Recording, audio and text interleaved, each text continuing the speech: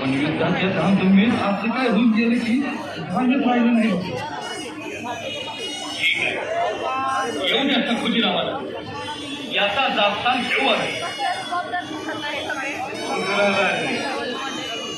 या सखुजीराव अरे पराक्रम गाजवून आला.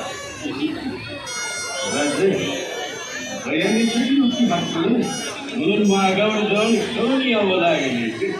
सखुजीराव, यापुढे आदत सुरू नये. आज मराठी राज्यासाठी आपण भीम पराक्रम गाजवलं. जे गेल्या 25 दिवसात साध्य झालं नाही ते पळभरात मिळवलं. म्हणून ही कसून माफ करू आम्ही.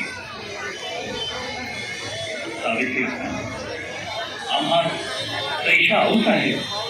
पैशा आपणाकडून बदामल झाला म्हणून आम्हाला लढावे लागले आपल्याशी. तरीही आपल्या पायाशी आम्ही नमलो आहोत. आईच्या मायेनं.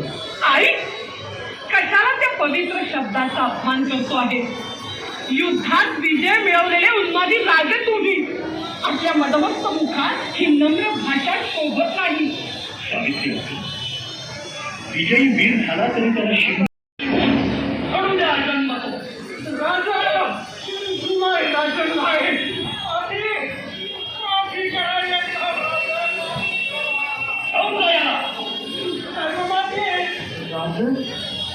राजन एवढी कठोर सजा? होय हंबीरराव, एवढी कठोर सजा.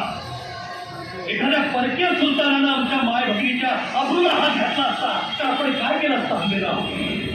हेच केलं असतं. मग न्यायासनासमोर आप परका नाही. सवाल फक्त सावित्रीबाईचा नाही हंबीरराव, या मराठी मातीच्या अनेक लेखीबाळीचा आहे. अल्लाउद्दीन खिलजीच्या वसवलेल्या वाचलेला बळी पडू नये म्हणून स्वतः जाळून घेतलेल्या हजारो राजपूत रमणींचे आत्मे आजही आक्रमण करून आम्हा सांगतायत की राजे न्याय द्या, राजे न्याय द्या. आणि मग हाच न्याय असेल आमचा, या शिवाजीचा.